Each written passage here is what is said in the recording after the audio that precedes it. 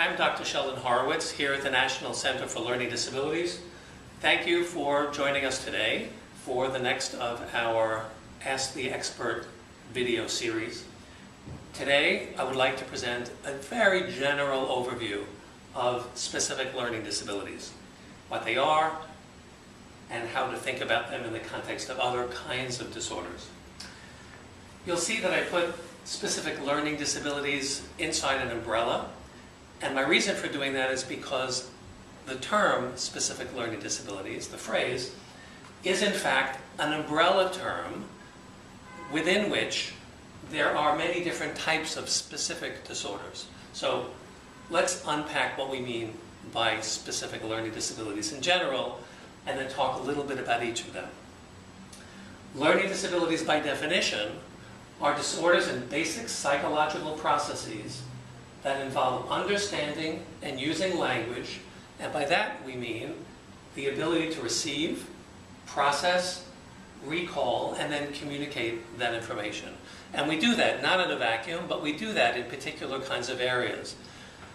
Within the specific learning disability definition, and under that umbrella, we're talking about certain disorders that impact reading. So, for example, a learning disability in reading is often referred to as dyslexia.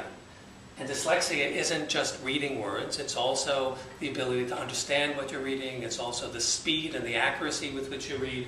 So reading, dyslexia, specific learning disability in reading. In the writing domain, a specific learning disability in writing is often referred to as dysgraphia. Dysgraphia could be any number of different kinds of things. It could mean different things to different people at different stages of their learning disability experience or during their lifetime. But it's not just how they hold a pencil or how they write, but it's also how they organize themselves and plan and edit their writing. So it could be anything that falls within that writing domain, that expressive language, expressive written language domain.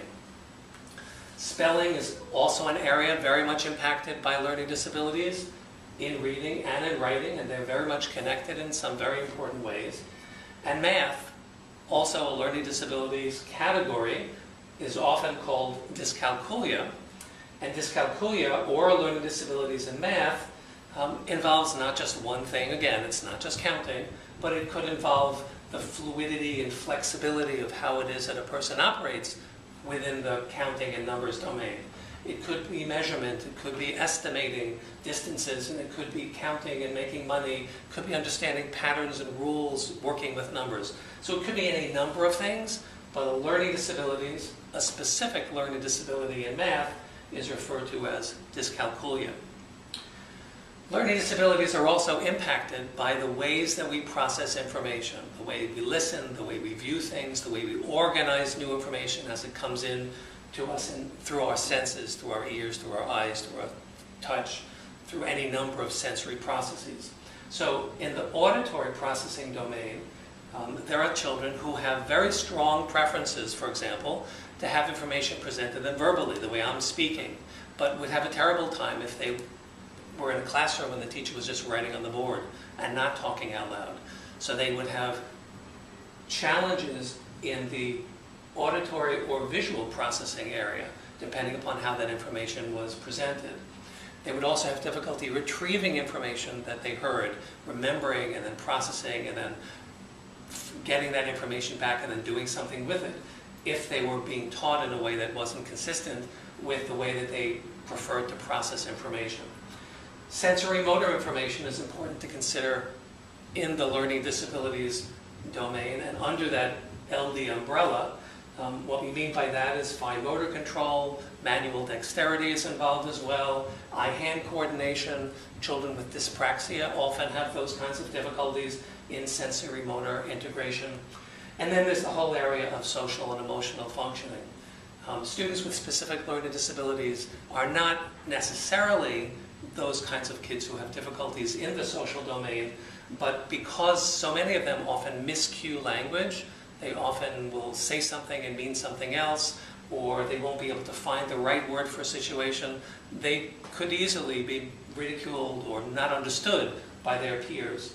Often there are some nonverbal cues that they don't pick up on, so they don't necessarily know when something is appropriate to say or to do, and those are the kinds of things that with maturity and practice can be taught to individuals with specific learning disabilities.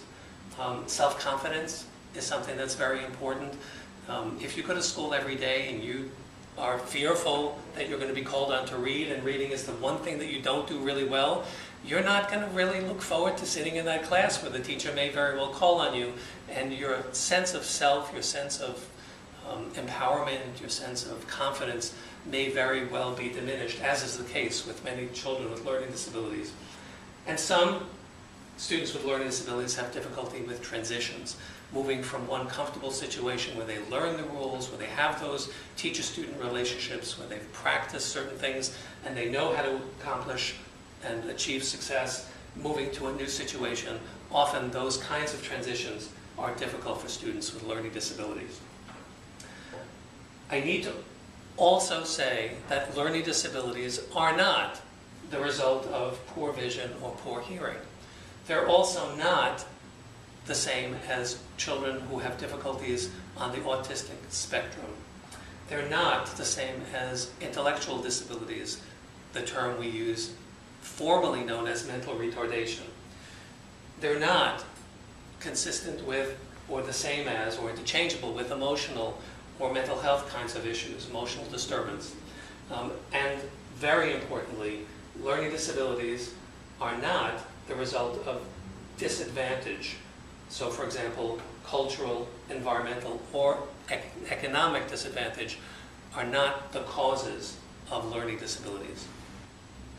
If you would like to comment on this video, or if you have more information to share with us about specific learning disabilities or about anything on our website, please do so by visiting the website and by writing to us at ncld@ncld.org.